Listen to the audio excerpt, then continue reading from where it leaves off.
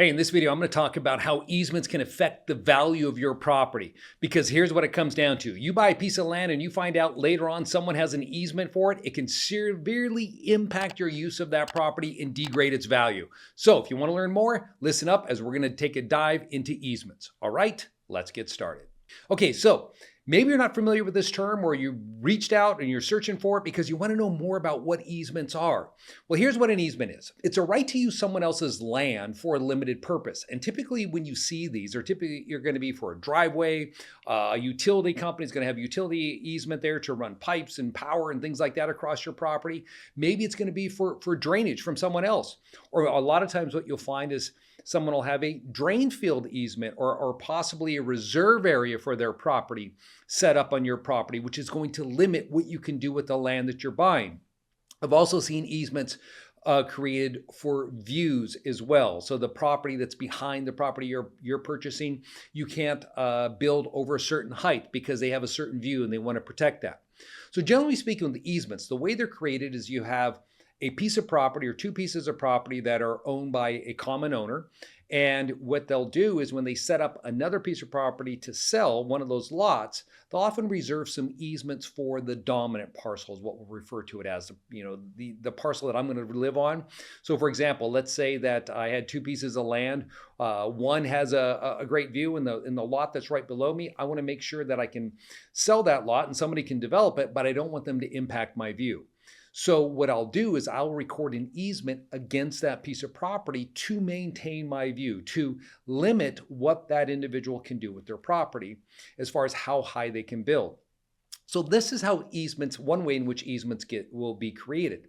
Another way in which an easement is created is where someone will typically approach a landowner and they will purchase the easement. That is, they'll reach out to them and say, hey, I need access to this landlocked parcel over here, and I'm going to pay you to gain access to it. And so then they will sell them an easement. So there's lots of different ways in which these things come about. But the problem is with title, right?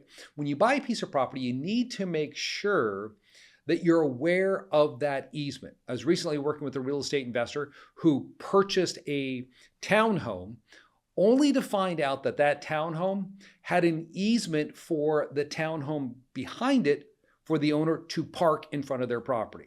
Yeah, it was one of those weird things. There was limited parking for the back townhome. So what they did is that as the developer, what they did is they allowed the person who owned the property behind the real estate investor's townhome to use that space in front of their townhome for parking. And there's nothing the investor could do about it because it was a recorded easement against the property. Now, was it on title? Yes, it was. But it wasn't picked up. That is, when they reviewed their title, the investor did not understand what they were looking at. Because many times when you look at title, what will pop up is these easements will relate to another document, and then you got to go pull that other document. Well, they didn't do that. And so now they're stuck with having a truck always parked in front of their townhome, which then limits the amount of parking they have. So easements they have a beneficial use, okay, most definitely when it comes to owning real estate, but knowing that these easements exist are really important. So another area in which you need to be aware of when it comes to easements, and that has to do with what we refer to as prescriptive easements. So what I've been talking about thus far are express grants or express easements that are created from one property owner to the other. But with a prescriptive easement, it's not clear. You're typically not going to see these on title. And so here's a great example of that. So my second personal residence that I bought, what we had in the community was access to a beach. So we would walk down this trail to the beach, and it was over, I think there was 15 acres there that we would walk through to get down to the beach. Now, everyone in the community in which I lived used this one trail, and we used it all the time. Everybody would always walk down the trail, go to the beach, maybe just to hang out or go fishing, whatever it was. Now, when that larger property that we were walking against was sold to a developer, the developer put up a gate and tried to limit our access to the beach. They said, oh, we don't want you walking across this property any longer. We're going to reserve this for the people who are now living here. And as being a president of the homeowners association, I started reaching out to that developer and explaining to him that, we have an easement to the beach. And he said, no, it's not recorded. I said, well, actually, it may not be recorded, but it's referred to as a prescriptive easement. You see, we've been using this trail. We can document this trail has been used by these other homeowners for over 15 years to access the beach. In fact, we even maintain that trail.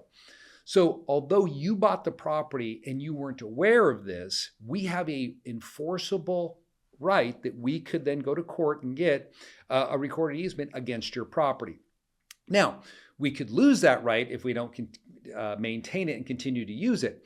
And so these are types of things you need to be aware of when you're buying real estate. And so that's why you need to go out and walk the property. If you go out and you walk the property that you intend to purchase and you find that, hey, there's someone who's been driving across this property, all right, or you see some other type of clearing that's been done on the property, then it'll behoove you to make sure that there hasn't been a prescriptive easement created, that by using that property for a set period of time, and it depends on your state, is it 7 years, is it 10 years, did this rise to the level now that they have that continued use of the property for that purpose? Now, what does that mean to you? You see, when an easement is recorded against your property, it limits what you can do with your land. So for example, if you bought a property, let's say you bought an acre lot and you plan to put up a house on that and you thought, I'm going to put up this house and I want to put in a pool in the backyard area. Well, if the adjoining property has an easement for a reserve area on your property for their septic field, then it's going to limit where you can place that pool because you cannot infringe upon that reserve area. Now you can always find a new area for that. So if you could find a new area where that adjoining property could use a reserve area, that would be a limited circumstance in which you could still move forwards. But if you couldn't do that, then it's going to limit what you can do with your land. And so that's why easements have a lot of litigation around them, and they become so important when it comes to purchasing real estate, knowing whether or not there's an easement there and what does it mean to you. Now, if you're a real estate investor, of course, which probably are, and that's why you're here, and you're thinking about creating an easement, maybe you're buying 5 acres, you're going to break it up into 1 acre parcels, and then you're going to create an easement across these parcels so that it'll connect to the main road and it'll go drive through the land to get to the back 2 parcels that are there that you've created. Now, when you create an easement, one of the things to consider here in putting together an easement is how is that easement going to be maintained? You see, many times I've seen real estate investors or just property owners in general that they have an easement, but there's no formal, as far as guardrails that are created as to how the easement is going to be maintained. And then what you see, especially with road easements, many times, if there isn't a road association or something put into place about maintenance, they fall into poor repair because no one wants to buck up to make the necessary or pay the necessary costs in order to maintain it.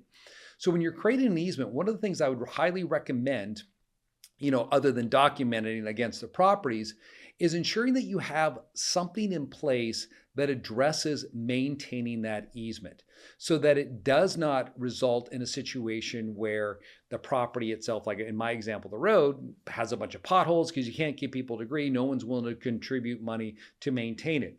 So you'll typically create a side agreement that requires each of the property owners to collectively maintain that property. And if a property owner does not want to do that, then you can take a lien against that property owner for the costs that they should have been paying because they're getting a benefit from that easement of which they're using. And so these are many things that come up oftentimes with easements that you need to be aware of. They can affect your property value if you're not up on them. And if you're going to grant them, make sure you're creating something that is going to protect that easement going forwards. Because the last position you want to be in is you buy property, it's subject to an easement, and then you're the one responsible for maintaining it, because that's just money out of your pocket and it's going to limit what you can do with it.